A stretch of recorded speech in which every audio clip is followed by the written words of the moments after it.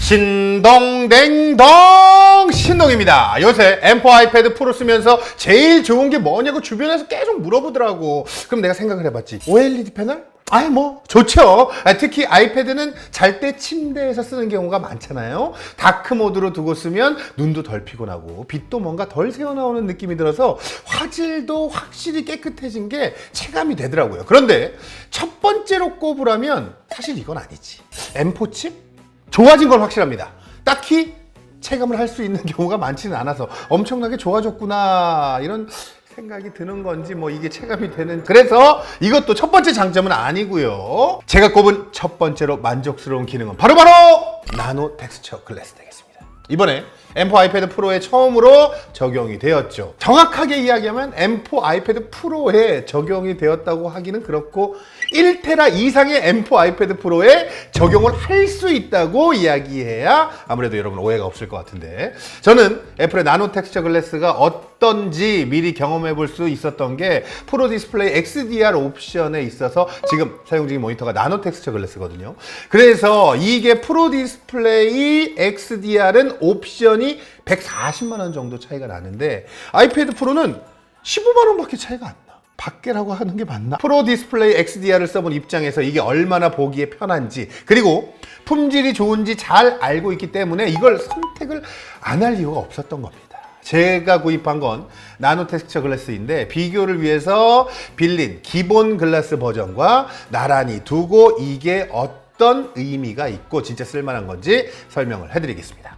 애플에서 아이패드 프로에 나노 텍스처 옵션을 적용한다고 했을 때 열이면 아홉은 전부 그것까지 별로야 했던 게 기억이 나는데, 이게 괜한 걱정이나 우려는 아니었던 거죠. 왜냐면 첫 번째 우려점은 블랙 표현입니다. OLED 패널을 적용했을 때 가장 큰 장점은 누가 뭐래도 블랙 표현이거든요.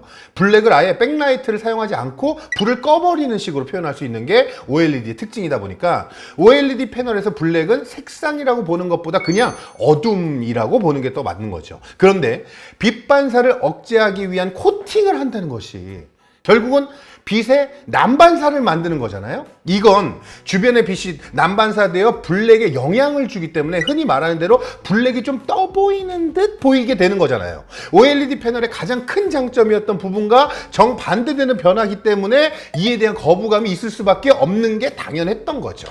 자, 그리고요, 두 번째 우려는 픽셀이 튀어 보이는 현상입니다. 이건요, 시중에 나와 있는 반사 방지 필름을 붙여본 분들은 공감할 거예요. 이걸 붙이는 순간 필름에 있는 난반사를 위한 입자들이 보이게 되는데 디스플레이 스펙이 무색하게 엄청나게 화질이 떨어지는 것처럼 보이게 되는 거죠. 이런 어려움에도 나노 텍스처가 좋다? 진짜 좋아. 이 나노 텍스처 공정의 수준이 엄청납니다. 이건 실제 눈으로 확인해 봐야 느껴지는 건데 기존에 있었던 안티글레어 코팅과 다릅니다. 이 디스플레이 위에 추가적인 코팅을 한 게 아니고요, 원래 마감되어 있는 글라스에 난반사를 만들기 위한 나노미터 수준의 아주 미세한 추가적인 공정을 더한 거예요.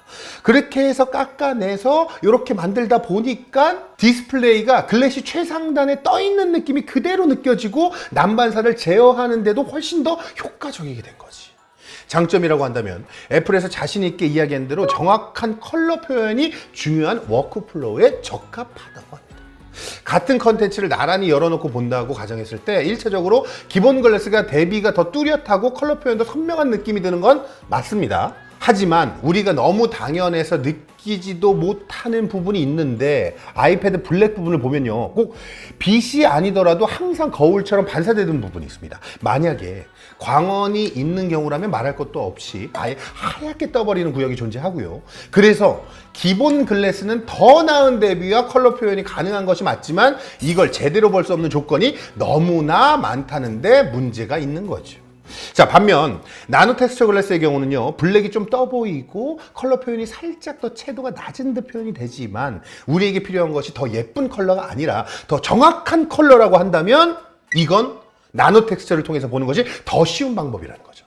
완전히 광원을 통제하고 안 막인 상태에서 아이패드를 쓰지 않는 거라면 나노 텍스처가 더 유리하다는 겁니다.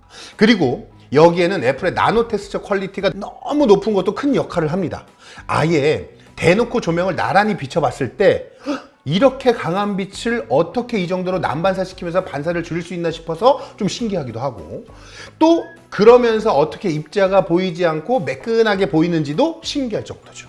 자, 그리고 이런 안티글레어 코팅 필름의 필기감 개선에 대한 기대가 많은 것으로 알고 있는데, 나노 텍스처 글래스의 경우는요, 분명히 차이가 있는 것은 맞는데 이게 기존의 시장에서 판매되고 있는 종이 질감을 강조한 필름과 유사한 필기감을 제공하지는 않습니다. 표면에 필기를 해보면 미세한 차이는 있긴 있어요. 근데 둘 다 미끌미끌거리는 필기감은 그대로입니다. 종이같이 사각사각거리는 질감을 원한다면 이건 큰 의미가 없을 수 있습니다. 자, 그리고요, 또 하나, 여기에 위에 보호필름을 붙이는 거 절대 제발 하지마. 너무너무 안돼. 애초에 표면을 미세하게 갈아내듯 난반사를 줄여주는 공정을 한 건데 여기에 클리어 필름이라도 붙이게 되면요, 의도하지 않은 반사가 일어나게 됩니다. 화질 저하, 거기다 불규칙적인 난반사까지 더해져서 이도저도 아니게 됩니다. 저도 붙여봤다가 바로 뗐으면. 나노 텍스처 확실한 것은요, 이거 엄청난 물건이라는 점인데요. 자, 이것 때문에 M4 아이패드 프로를 사야 된다? 뭐 이런 건 아니지만 이런저런 용도로 인해서 M4 아이패드 프로가 필요한 상황이라면 저는 꼭 나노 텍스처 넣은 옵션을 사용하라고 하고 싶은 거죠. 자, 나란히 두고 사용해 보면 블랙과 컬러 표현이 미세하게 기본 글래스가 조금 더 나은 모습은 있어요. 하지만 이조차도 광원이 조금이라도 있는 상황에서는 나노 텍스처가 보기에 편하고 또 균일하기까지 하기 때문에 사실상 단점이라고는 15만 원 더 내야 되는 그 부담감. 근데 아까 얘기했지, 15만 원이면 싼 거야. 자꾸 싸다 그래서 미안한데, 아무튼간 제가 계속 쓰면서 재밌는 이야기로 다시 또 돌아오겠습니다. 지금까지 신동댕동 신동이었습니다. 안녕. 근데 난 이번에 이 키보드가 진짜 좋더라고.